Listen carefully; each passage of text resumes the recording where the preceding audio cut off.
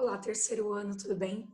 Bom, como nós combinamos anteriormente, né? Eu vou gravar então os módulos para que a gente possa efetuar a reposição das aulas, tá? Para que a gente ande corretamente com o caderno, com o cronograma do caderno. Como combinado, hoje a gente vai falar de razões e proporções, que é o último módulo da frente 2 do caderno 4, tá? Então, se vocês puderem abrir a apostila 4 de vocês na página 28, vai ser muito bom. Eu vou fazer um resuminho, tá? Um lembrete aqui de tudo que envolve razão e proporção, mas vocês vão ver que na prática a gente utiliza mais porcentagem, lógica e assim por diante, tá bom? Então, vamos lá. Primeira coisa, o que é uma razão e o que é uma proporção, tá? A razão, ela nada mais é do que uma divisão, o resultado de uma divisão ou a divisão representada na forma de fração, tá? Então, ela aparece aqui, ó, por exemplo, quando eu digo 2/5. Ou seja, isso daqui é uma razão. 2/5. 2 está para 5, tá? E aí o que acontece? Quando a gente compara duas razões que têm a mesma fração irredutível, a gente cria uma proporção, ou seja, essas razões, essas frações, elas são proporcionais. Por exemplo, 2/5 e 6/15. O que acontece aqui? Elas são proporcionais, por quê? Se você simplificar os 6/15, transformá-lo numa fração irredutível, você vai obter o 2/5 como fração, tá? Então, quando a gente fala de proporções, são frações que têm o mesmo quociente, o mesmo resultado, a mesma fração irredutível, tá bom? E aí o que acontece? Quando a gente fala de proporção, nós temos algumas propriedades. A propriedade que a gente mais utiliza é a propriedade fundamental, que é o que a gente chama de multiplicação cruzada, tá? Por exemplo, vou utilizar o mesmo exemplo que eu coloquei aqui na definição de proporção. 2/5 é igual a 6/15. Quando a gente tem uma equação, uma regra de 3, onde a gente monta essa proporção aqui, a gente resolve multiplicando cruzado, que vai criar a igualdade. Isso é uma propriedade fundamental, tá? Então, 2 vezes 15, 30, que é igual a 6 vezes 5, 30. Essa propriedade, ela vale para qualquer proporção, tá? Então, por isso que a gente sempre utiliza quando nós temos duas frações.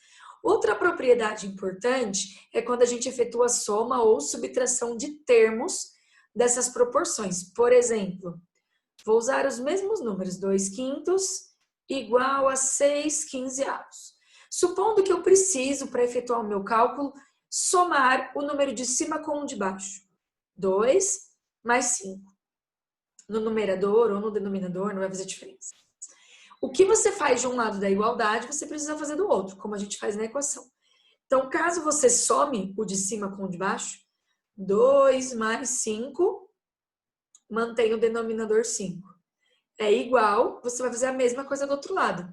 6 mais 15 sobre 15. Tudo bem? Então, a gente cria uma nova proporção usando essa propriedade. 2 mais 5, 7 sobre 5, igual 6 mais 5, 21 sobre 15. Se você quiser testar se continua valendo a propriedade, você pode multiplicar cruzado ou calcular a fração irredutível aqui, tá? Multiplicando cruzado, a gente já consegue comprovar essa propriedade. 7 vezes 15 dá 105, igual 21 vezes 5, 105 também, tá?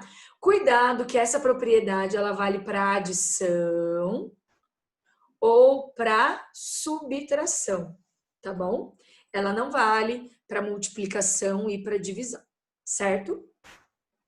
E outra coisa que envolve proporção é uma coisa bem famosa que a gente utiliza muito, que é a regra de 3, tá? Nós temos dois tipos de regra de 3. A regra de 3 simples e a regra de 3 composta. Qual que é a diferença entre elas? Regra de 3 simples, ela só tem duas grandezas, duas informações, tá? E a regra de 3 composta, ela tem 3, 4, 5 ou mais informações, mais grandezas, tá? E aí toda vez que a gente tem essas grandezas, a gente precisa verificar se essas grandezas elas são diretamente proporcionais ou se elas são inversamente proporcionais. Como que a gente define isso? Se é diretamente ou inversamente proporcional. Para ser diretamente proporcional, quando aumenta uma grandeza, a outra aumenta junto. Ou se uma grandeza diminui, a outra diminui junto. Então, elas são diretamente proporcionais. Elas vão para o mesmo sentido. Agora, se você tem uma grandeza que aumenta e a outra diminui, elas são inversamente proporcionais. Exemplos práticos disso. Quando a gente está dirigindo um carro. Distância e tempo. Considerando que a velocidade, nesse caso, ela é constante, ela não muda. Então, quanto maior a distância, maior o tempo para chegar onde eu quero, certo? Ou seja, aumentou a distância, aumentou o tempo para fazer o trajeto. Agora, se eu estou falando, nesse caso, quando os dois aumentam, é diretamente proporcional. Agora, se eu estiver falando de tempo e velocidade, então, por exemplo, a distância continua constante. Então, se eu andar mais devagarzinho, eu levo mais tempo para chegar. Agora, se eu acelerar, eu andar mais rápido, eu levo menos tempo para chegar. Ou seja, aumenta um, diminui o outro. Quando isso acontece, as grandezas são inversamente proporcionais, tá? Como que a gente faz para calcular? Se são diretamente proporcionais, é a regra de 3 que a gente conhece. A gente multiplica cruzado. Então, por exemplo, se eu pegar essas informações aqui, ó, distância 80, o tempo é de 1 hora. Distância 160, o tempo é de 2 horas. Como é diretamente proporcional, você multiplica cruzado para descobrir o valor. Agora, se for inversamente proporcional, vou pegar os valores aqui do meio também. Se a velocidade é 80, leva 3 horas. Se a velocidade é 120, leva 2 horas. Se é inversamente proporcional, você multiplica em linha. Tudo bem? Ou você pode também usar a ideia que a gente usa em divisão de fração. Mantém a primeira e multiplica pelo inverso da segunda. Tá bom? E aí você multiplica cruzado também. É uma opção. Tudo bem? Gente, é isso que a gente tem para falar sobre razões e proporções. É claro, na prática, a gente não utiliza muito, a gente utiliza mais a regra de 3, mas vocês vão ver que a maioria dos exercícios que a gente vai fazer aqui pode ser resolvido por lógica ou usando a regra de 3 para calcular porcentagem ou até o cálculo direto. Vou fazer das duas maneiras para vocês verem, tá bom? Então, passem aí a página de vocês para a página 30, isso mesmo. Que nós vamos fazer os exercícios. São 4 exercícios nessa aula, tá bom? O primeiro exercício, ele diz o seguinte: em um teleférico turístico, bondinhos saem das estações ao nível do mar e do topo de uma montanha. Então, eu tenho aqui o bondinho aqui embaixo e ele sobe a montanha. Então, aqui é o nível do mar e aqui é na montanha, certo? Então, eles saem desses dois lugares, certo? Ele diz que essa travessia daqui até aqui, ela dura 1 minuto e meio. Então, antes da gente começar a calcular qualquer coisa, eu já vou transformar, porque quanto menos tempo quebradinho a gente tem, mais fácil fica de calcular, tá? Então, 1,5 minutos corresponde a 90 segundos. Então, demora 90 segundos para fazer o trajeto. Então, eu vou anotar aqui, 90 segundos. Aí ele diz o seguinte: e ambos os bondinhos se deslocam à mesma velocidade, ou seja, os dois saindo daqui ou saindo daqui, eles levam 90 segundos para chegar do outro lado. 40 segundos após o bondinho A partir da estação a nível do... desculpa, gente. 40 segundos após o bondinho A partir da estação ao nível do mar, ele cruza com o bondinho B, que saiu da montanha. Então, o que acontece aqui? O bondinho A, ele está subindo. Aí, quando ele alcança 40 segundos, ele encontra o bondinho B que veio no sentido contrário. Certo? Quantos segundos após a partida do B, partiu o bondinho A? O que acontece aqui, gente? Se o trajeto todo ele tem 90 segundos e o bondinho A percorreu 40 segundos, o bondinho B, para encontrá-lo, percorreu 50 segundos. Então, a diferença entre o bondinho A e o bondinho B é de 10 segundos. Ou seja, o bondinho A, ele saiu 10 segundos depois do bondinho B. Alternativa B de bola. Tudo bem? Aqui, ó, foi só lógica, a gente não fez cálculo nenhum, não precisou, certo? A gente só usou o tempo, como a velocidade é constante, é proporcional, tá? O segundo exercício. Ele diz o seguinte: Sueli colocou 40 ml de café em uma xícara vazia e 40 ml de leite em outra xícara vazia. Então, vamos lá. Eu tenho aqui xícara 1, que foi colocado 40 ml de café. Essa é a xícara 1. E tenho a xícara 2, que foi colocado 40 ml de leite. 40 ml de leite. Certo? Em seguida, a Sueli transferiu metade do conteúdo da primeira xícara para a segunda. Então, o que aconteceu aqui? Nessa etapa. A primeira xícara, ela ficou com apenas 20 ml de café. E a segunda xícara, ela ficou com 60 ml de café com leite. Então, ao todo 60 ml, onde a gente tem 20 de café e 40 de leite. Certo? Então, já vou dar uma organizada aqui. Aí ele continua, deixa eu ver o que mais que ele fala. E aí, após misturar bem, ela transferiu de novo o conteúdo da segunda xícara para a primeira. Então, ela devolveu metade para cá. Então, aí o que acontece? Ela transferiu 30 ml do que está misturado, certo? Então, 30 ml para cá. Então, o que aconteceu? Esses 20 ml da xícara se tornaram 50 ml, certo? Onde? Desses 50, a gente já tinha 20 de café. Se eu joguei metade, eu joguei 10 de café, né? Então, ficaria 30 de café, mais dos 40 de leite, foi metade. Então, foram 20 de leite. 20 de leite. Tudo bem? Por que eu posso dizer exatamente que foi metade de cada um? Porque ela disse que ela misturou bem. Ou seja, como a mistura é líquida, se tornou homogênea. Não tem uma proporção, continua sendo a mesma, tá? Então, e aqui continuamos com 30 ml.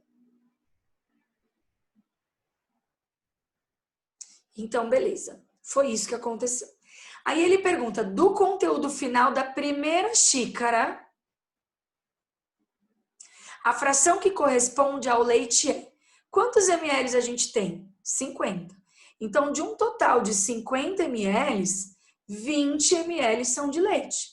Calculando a fração irredutível, simplificando por 10, nós temos 2/5 de leite. Tudo bem? Você poderia até usar as regras de proporção que eu expliquei para vocês, gente. Só que, sinceramente, no vestibular não compensa. A não ser que realmente tenha que resolver. Se você consegue resolver usando a lógica, fica muito mais fácil, tá? Muito mais rápido. Tudo bem? Então, vamos lá. Terceiro exercício. Agora é página 31 da Unesp. Em um dia de aula, faltaram 3 alunas e 2 alunos, porque os 5 estavam gripados. Dos alunos e alunos que foram para a escola, 2 meninos e uma menina também estavam gripados. Dentre os meninos presentes na aula, a porcentagem dos que estavam gripados era de 8%. E dentre as meninas, a porcentagem das que estavam gripadas era 5%. Nos dias em que a turma está completa, a porcentagem de meninos nessa turma é D. Qual que é o problema desse exercício? Ele diz que a porcentagem de meninos que estão gripados na escola naquele dia corresponde a 8%. E não que é 8% do todo, tá? Então, isso é muito fácil de confundir. Como que a gente vai fazer? Primeira coisa, eu vou colocar assim, ó, total de meninos da escola no geral, tá? Independente de quem tá doente e quem não tá. Vou chamar de H. E total de meninas da escola, eu vou chamar de M. Aí agora sim, o que a gente vai fazer?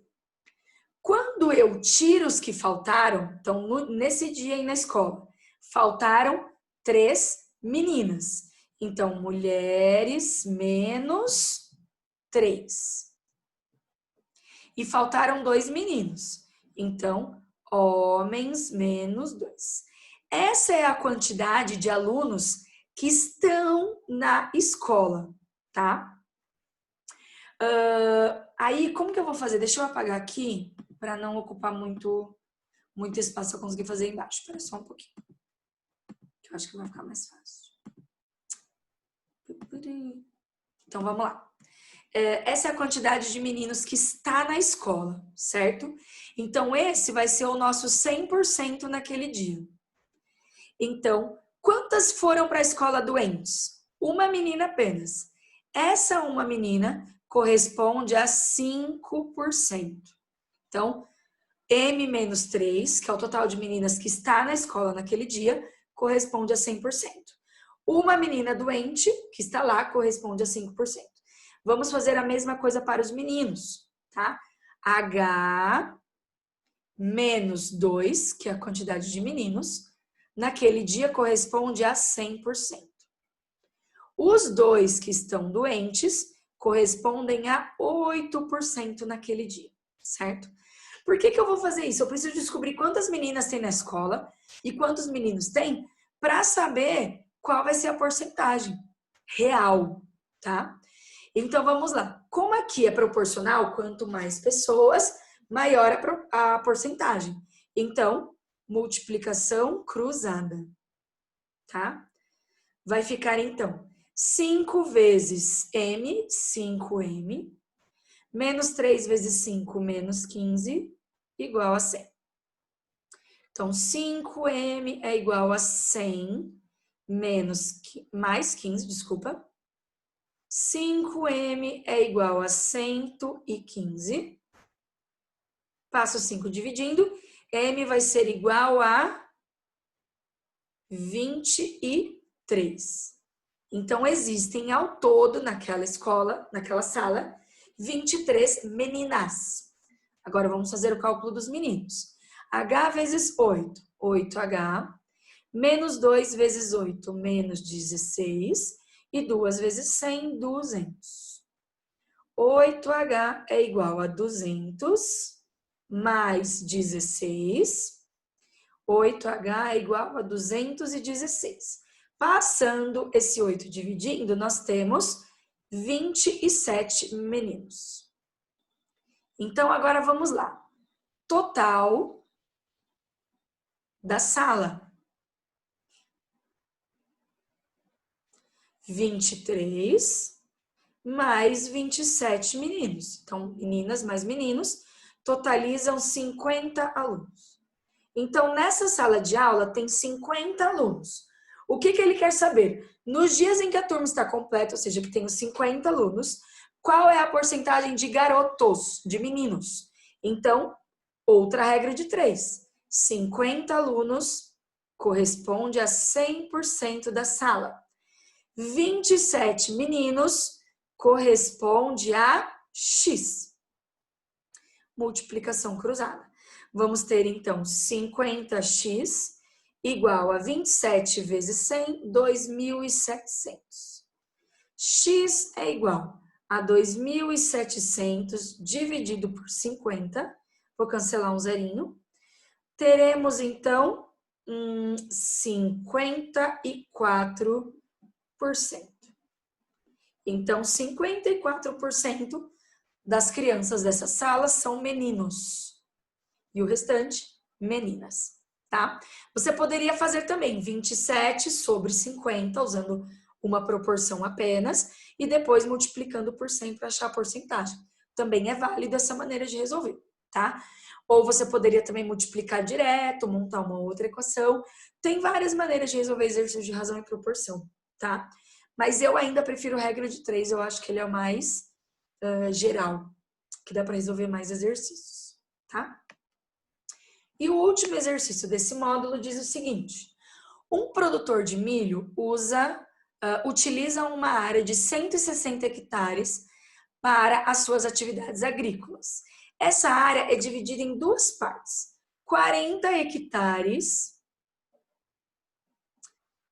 com maior produtividade, tá? Produtividade maior. E 120 hectares com uma produtividade menor. A produtividade é dada pela razão entre a produção em toneladas e a área cultivada. Sabe-se que a área de 40 hectares tem uma produtividade igual a 2,5 vezes a outra. Ou seja, se a produtividade desses 120 hectares é de X, a produtividade desses 40 hectares é de 2,5x. É 2,5 vezes maior do que os 120 hectares de menor produtividade, certo? Esse fazendeiro, ele pretende aumentar a sua produção em 15%, aumentando o tamanho da sua produtividade. Para tanto, ele pretende comprar uma parte da fazenda vizinha, que possui a mesma produtividade dos 120 hectares de suas terras. Qual é a área mínima em hectares que o produtor precisará comprar? E aí? O que a gente pode fazer?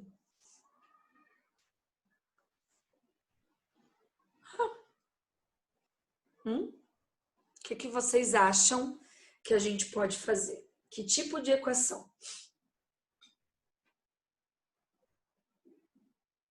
Ele fala que ele quer aumentar...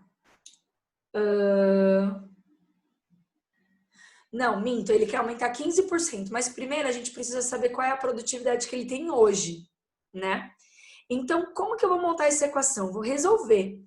A gente tem 120 hectares vezes a produtividade dele, mais 40 hectares vezes 2,5 a produtividade. Então, vou dar uma resolvida nisso aqui. Primeiro, eu vou fazer 40 vezes 2,5. Então, 120x mais 40 vezes 2,5x vai dar 80, 100. 100x. Então, a produtividade que ele tem hoje é de 220 vezes o x. Ele quer aumentar em 15%, certo? Então, eu vou calcular quanto que é 15% disso. Vai ficar 220x, que é a produtividade que ele tem hoje, corresponde a 100%. E ele quer aumentar em 15%. Então, 15% corresponde a Y. Esse X, gente, ele é fixo, porque ele faz parte da produtividade, tá? Então, a gente vai multiplicar cruzado aqui. Vamos ter, então, 100Y igual. Aí, vamos calcular, então. Deixa eu fazer a continha aqui para vocês. 220 vezes 15. Vai dar 10, sobe 11, mais 0, 2, 2. Então, vai ficar 0, 0, 3, 3. 3.300. 3.300x. Então, y é igual a 3.300 x dividido por 100, 33 vezes a produtividade, 33x. Então, o que a gente vai fazer? Tá vendo aqui, ó? Não sei se vocês conseguem entender. A produtividade é x. Então, a gente fez 120 hectares vezes x. Ele diz que esse terreno ele tem a mesma produtividade x dos 120 hectares. Então, quantos hectares ele está comprando? 33 hectares. Por quê? Porque a produtividade é x. É a mesma do terreno maior, tá? Se não fosse isso, se fosse, por exemplo, 2,5x a produtividade desse novo terreno, a gente teria que primeiro dividir esse 33 por 2,5 para ver quantos hectares ele iria utilizar. Como é direto, o x é a mesma quantidade de hectares, que nos dá como alternativa correta a alternativa B de bola, tá? Galera, caso vocês tenham alguma dúvida nesses exercícios ou tenham até outra maneira de resolver que achem interessante, me manda mensagem, manda para mim, já vai avisando, tá? Que na próxima semana a gente vai fazer um plantão de dúvidas e aí eu já vou estruturando tudo que vocês têm dúvida para otimizar o nosso tempo, tá bom? Muito obrigado pela atenção, espero que vocês tenham entendido. Um beijo para vocês e até mais. Tchau, tchau!